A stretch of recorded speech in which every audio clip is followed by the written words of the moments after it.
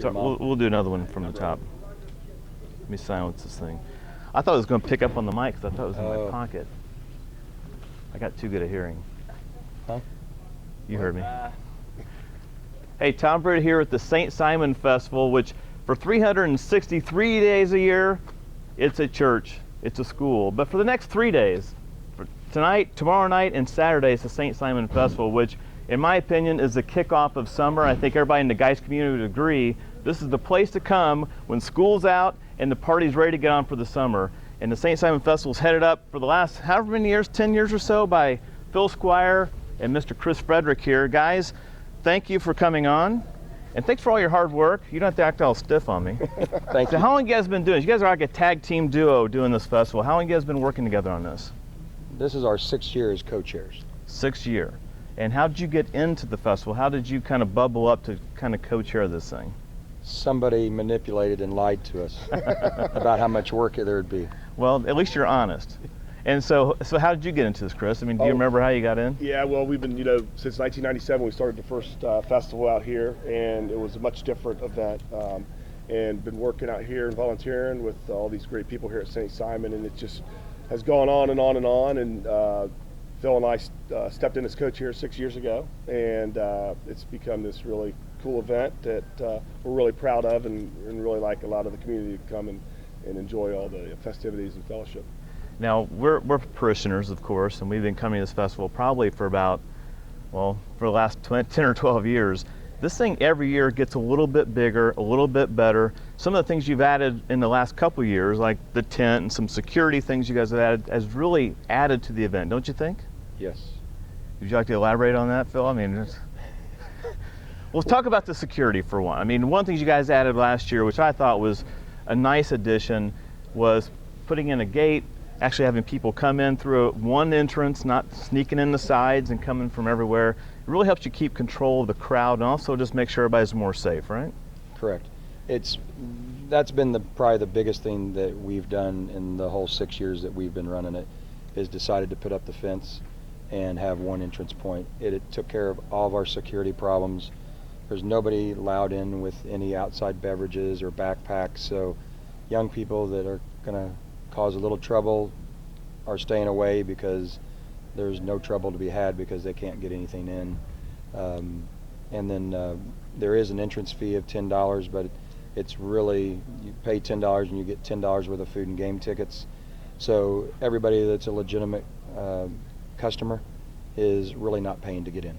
Right. So it's a free community event, and you don't have to be a Catholic to come.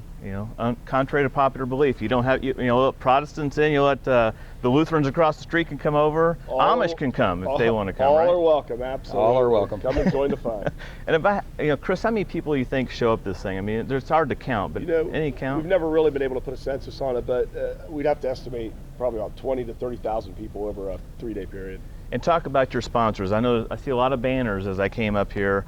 A lot of local community companies kind of chipping in to help out. How important are they to this event? They're what we call rain insurance. If we would have 3 days of rain, because of our sponsors, we raise in-kind and donations. We raise close to $50,000. That puts the whole festival at a break even, and we're up a little bit. So without our sponsors, if it would ever rain for 3 days, it would cost the parish to just put on the festival. But with the sponsors, it's a blessing because we're now at a positive. And like Phil mentioned, not just the cash sponsors, but the in-kind, the people in the community come together to donate all of our equipment and all various things. It just really helps and makes it very efficient, economical for us to put on for the whole community. And talk about your volunteers. I mean, you're not paying these people to slosh these tenderloins and hamburgers. I mean, how important are volunteers to something like this? Oh, it's everything. We have 750 volunteer time slots. That doesn't count setup, tear down, and Tuesday, Wednesday, Thursday, Friday, Saturday for getting the festival ready each day. I can't even put an hour to how many hours of volunteerism there is to put this festival on. And you've got one volunteer who stepped up this year to kind of help co-chair in the future. I mean, you guys have been doing this for 6 years. You need a little relief. I'm going to introduce Steve Koers. Steve, you're also known from the Sun King world of things, Thank you, right? Rick. You're Yep. also a warrior right around the corner here. Yes, that's exactly right. And Steve, I know this year you stepped up to kind of help out, and I've seen you out here hustling buckets around and taking orders. You got the Little bit of earpiece, so you must be somebody. So what's your no. first impression of this and on the other side of it? It's overwhelming. It's a little bit.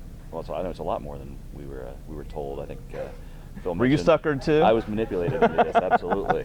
I won't say lied to, but I was manipulated.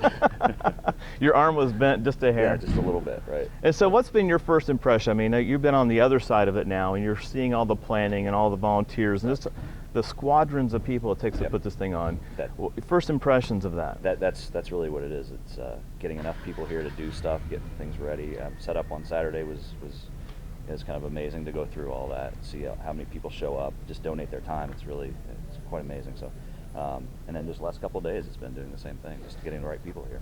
And talk about, I'm going to put you on the spot a little bit, but let's kind of pitch this to somebody who's never been here before. Kind of give people a feel for what kinds of things they can do if they come out on a Thursday, Friday, or Saturday night. Right. Well, certainly there's games for the kids to do. There's a whole bunch of different food items, and then we've got the carnival rides here. I know my kids are young; they're 3rd and 4th grade, so they love coming in and doing that. We get relatives come in, friends come in. It's a wonderful time. And talk about the bands. I know the music is a big draw for the older adults like myself that are empty nesting or got teenagers. Right. You've got a pretty good lineup of bands over the next 3 nights. Talk about some of the headliners coming in. Phil might be a better choice. I'm going to put you on the hot spot here. So I know you got Flying Toasters coming in. Xanadu, I Xanadu's coming believe. in, right? Yeah. You got Hanover Chases coming in, right? Is there 2 Living every day? Proof on Thursdays, the main acts. Living Proofs tonight. Proof, Yep. yep. Excellent Xanadu thing. on Friday, and Flying Toasters on Saturday. Oh, We yeah. have live entertainment from the time it opens to the time it closes. We never have a quiet time for entertainment. It lasts the whole festival. And a really There's- neat, go I'm ahead. sorry, a really neat thing we do tonight, Thursday night, is with our own parishioner, St. Simon Idol, and it's been going on for probably 6, 7 years, where we have tryouts, and we pick the 10 best tryouts, and they go on tonight to compete on the stage, and we have judges, and it's a really good event. They win cash prizes, and we've had 2 past winners who have gone on to get contracts and are out making. Really? What do they call them now? CDs out. What do they call them, anyways? Albums or whatever. They're on Downloads. cutting music. They're on iTunes. Yeah, iTunes. So we've actually made stars out of 2 St. Simon Idol winners, huh? We've been blessed that way. Yeah. It's been great. This is the place to come if you're going to try to make it big. Might as well win this. You got the blessing behind you. It's going to just catapult your whole career. So tonight we've got bingo going on, right? It's been good. No, bingo's on Saturday at noon. Okay. There's a $1,000 payout for the coverall. Good Lord. And there is $100 each for 15 games. Fortunately, all of our parishioners stepped up and donated all the money for all the payouts. So it was a tremendous. We've never had that before. And this is real bingo. If you go to KFC or the Kiwanis, that they have bingo. So we invite all the real bingo players out to play bingo on Saturday. Starts up, doors open at 10:30, starts at noon, and we'll run till all the games are over.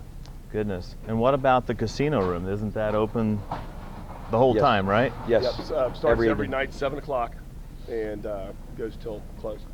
That's just like going to Vegas. Just like Vegas. All right. Well, all right, come on out. They are doing pre-sales tickets this afternoon, so it's probably too late by the time you watch this, but the tickets are very affordable. We just published the price list of all the tenderloins, hamburgers, beer, all that stuff on Facebook just about a half hour ago. And Steve, are they going to be serving Sun King at the festival? They will be, absolutely. 2nd year we've been in here, and it's been good for us. And are they selling cigars this year? No, it's a No no cigars? smoking facility. Tobacco Oh, it's no free, smoking. Tobacco free. Oh, okay. It's a Well, tobacco-free area. well, hey, the toasters and a cigar always went well for me, but hey, I can do without that. I'm fine with that. And then what about parking? Everybody wonders, where do you park for this thing? Anywhere you can find. So Yeah, across the best- street's fine?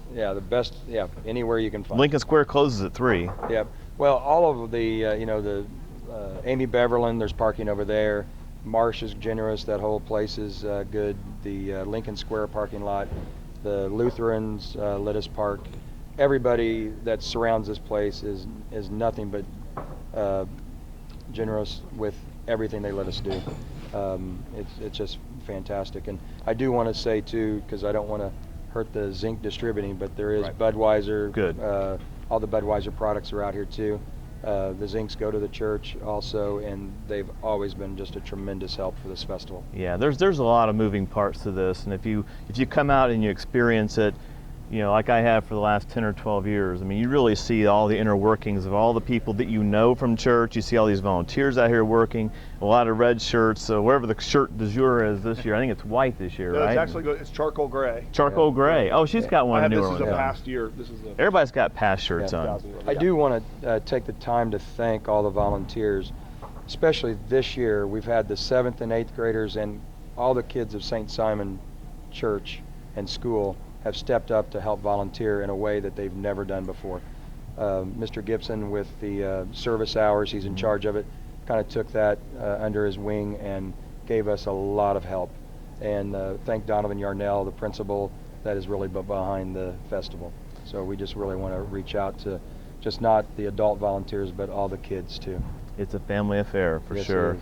So if you want more information about the St. Simon Festival, go to stsimonfestival.com. It's a new website just launched this year that's got all the information, all the lineup of the bands, the opening times, ticket prices, all that stuff is on the website. Also, they got a Twitter feed. If you go to @St. Simon Festival, that's the Twitter feed, and we put some stuff on their Twitter feed this morning. There's been people retweeting things. So if you guys are kids or you got the mobile handheld devices with you, be tweeting some photos and stuff as we go along. We'll put those on our @Geist website as well. And come out, just support the community. This is a great community event. If you've never been before, make this the year you come out just for a little while. Just have dinner here, check out a live band, and go home. I guarantee you'll be here till midnight like myself. It's hard to get out of this place once you get here, but come on out and enjoy it. Tom Britt signing off here from St. Simon Festival. We'll see you on the 6th, 7th, and 8th, and have a great time and a great summer.